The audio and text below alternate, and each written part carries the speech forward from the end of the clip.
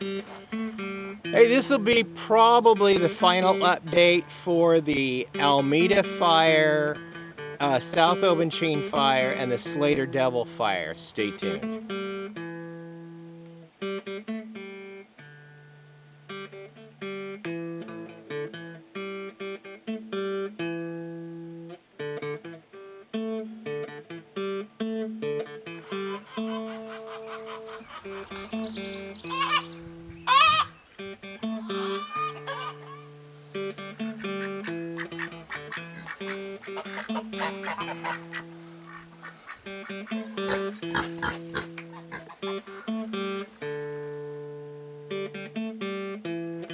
Hello folks, welcome back to Pine Meadows Hobby Farm. I'm your host Jerry Hansen. This should hopefully be my last update on the Alameda fire, which burnt south of or north of Ashland, Oregon, and it burnt the pathway north, devastating the communities of Talent, Oregon, Phoenix, Oregon, and then into South Medford.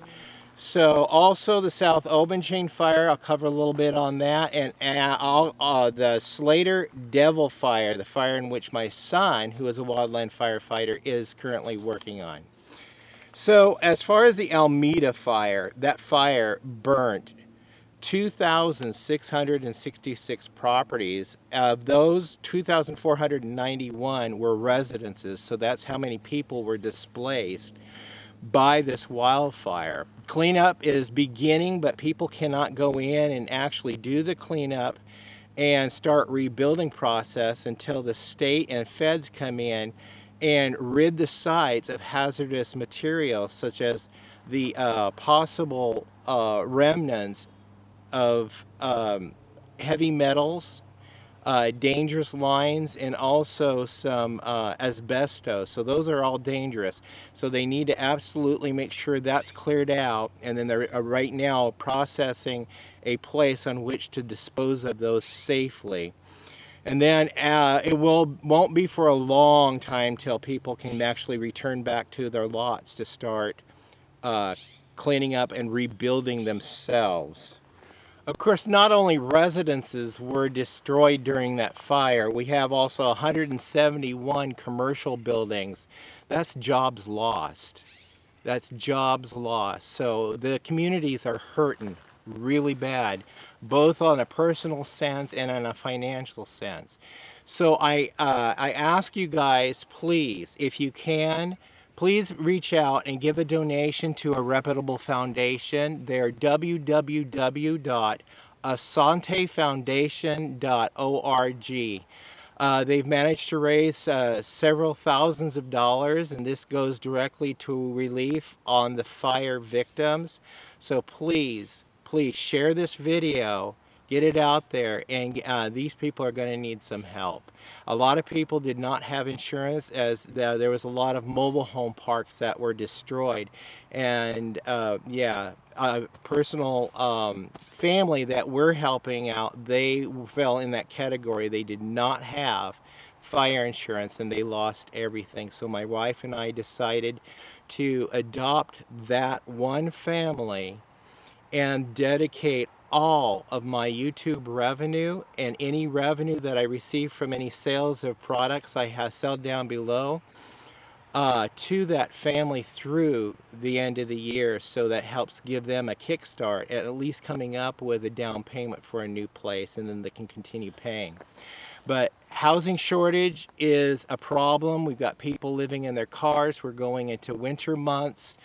This is going to be a cruel winter for a lot of people. So if you can give to the foundation, www.asantefoundation.org, and just share my videos, watch the programs, and that'll generate the revenue that help myself and my wife be able to help that young couple. I keep none of it. I'm paying the taxes out of my pocket on the revenue, so they're getting 100% of the revenue. As devastating as the Alameda fire was, there was 3 tragic deaths that occurred. One guy was a hero, 55-year-old vet, was going out of his way above and beyond the call of duty to rescue and alert people in his mobile home park Unfortunately, in the same park, an elderly woman in her 90s could not get out fast enough, so she perished. The third death, which they have labeled the first one, that's still a mystery. Nothing has been released on the identity of that plant, and also the cause, the original cause of the Almeda fire at the end of Almeda Lane in Ashland. So that's where that fire began. There was a secondary fire that was set down in Phoenix by a homeless guy who's been known to be a meth addict. He was caught red-handed, so he is now in jail on several arson charges. Uh, and then there was another gentleman who lit his car on fire within a half hour after the initial other fire started, which is more than likely a coincidence. There's a lot of conspiracies surrounding that, but folks, I do not visit conspiracies. Now moving on to the Oban chain fire.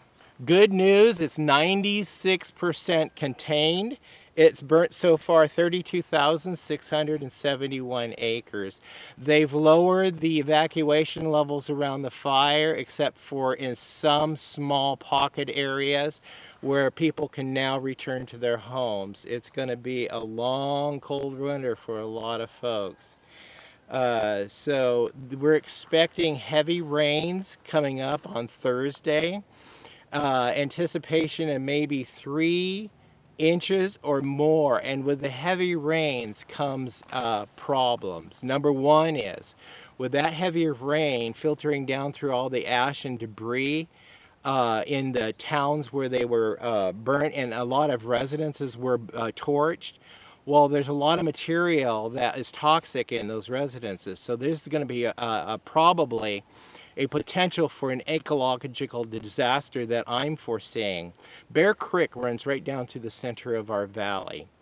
And as the waters run off and filter down through the streets and other pathways, once it starts raining and filtering down through the ash and the other stuff, it's going to all wash into Bear Creek. Bear Creek then dumps into the Rogue River and then on out to the sea through Gold Beach. So I can anticipate toxic levels in the waters coming up here in the next week. Also, especially around the Oban chain fire where there's so much fire, and other wildfires with so much rain coming, 3 to 4 inches anticipated, we can expect some mudslides. Yeah, there's going to be some damaging stuff coming our way. Some things that are just unavoidable. We'll just have to steer clear of it, let nature have its way, and then go in after that and pick up the pieces of life and continue on. We're a resilient people. Look at the society we've carved out of the West when the pioneers came out and started with nothing. They made a civilization. The Slater Devil fire is actually 2 fires burning, and the Slater fire started around Happy Camp, California, destroyed a lot of homes. Again, a lot of homes in Happy Camp. So they're going to have the same problems down there as we're going to be facing with Phoenix and Talent. It moved north across the Oregon border. My son, his team was recalled from the California fires to come up to Oregon and try to keep that fire from progressing any further towards populated areas. As it was moving towards the little town of O'Brien and Cave Junction, they started setting up fire lines and doing some backburns, and then trying to also create a pathway in which the fire cannot cross to protect the historic Oregon Caves National Monument. Right now, the Slater Creek fire stands at only 65% contained. It's so far burnt 155,096 acres. I have no data on how many buildings, homes, and commercial properties were destroyed in that fire, but that's the update I have so far. But, you know, keep prayers for my son and his crew. They're in the line of fire. They've had a couple of very close calls. So, yeah, those firefighters are being heroes right now and trying to save and mitigate further damage in all directions. When they get cleaned up here, they'll head on back down to California most likely and help California with their conflagrations. I heard tell that California may not get some of the rain that Oregon's gonna get. That's too bad because they need it desperately. Again, I want to make a plea to my viewers to please, if you find it in your heart, donate to www.asantefoundation.org. That's ASANTE foundation.org.